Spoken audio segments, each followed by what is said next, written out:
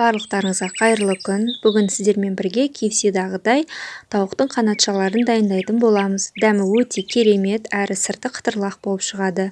Және менің рецептім бойынша өте ащы емес. Оған керек ингредиенттер экранда көрсетілген, және мен видеоның астында қалдырып кетемін.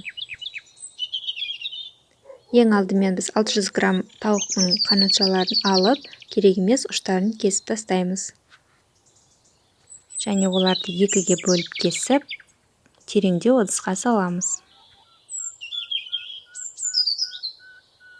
Ал енді соус жасауға кірісеміз. Оған 1 стакан су және 1 ас қасық зәйтүн майы және жарты қасық қара бұрыш, 1 қасық паприка және жарты қасық имбирь мен 1,5 қасық тұзды қосып, барлығын араластырамыз.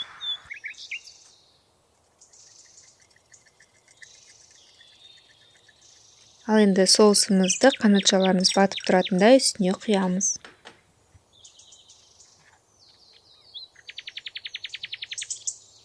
Ыдысымыздың бетін жауып, тоңазытқышқа кем дегенде 2 сағатқа қойып қоямыз.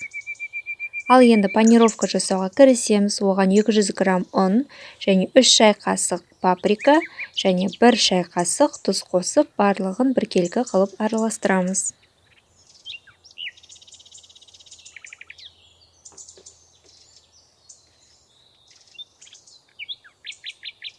Кейін оларды ұнға тастап, жақсылап біркелкі болғанша аунатып аламыз.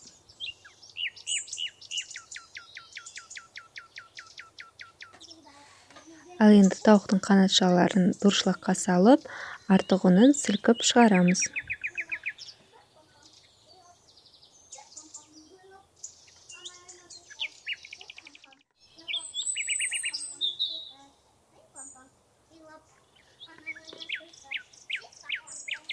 Су құйылған ыдысымызды алып, және қанатшалар салынған дұршылақты батырамыз. Кейін оны қайтадан алып, оларды ұнға тастап, жақсылап араластырамыз.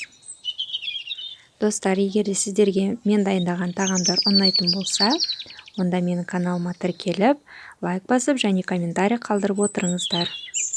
Жаңа видеолардан қалып қоймас үшін қоңыраушаны да басуды ұмытпаңыздар. Енді табаны қалың ыдысқа 500 мл майымызды құйып, қанатшаларымызды 8-10 минуттай әбден қуырып аламыз.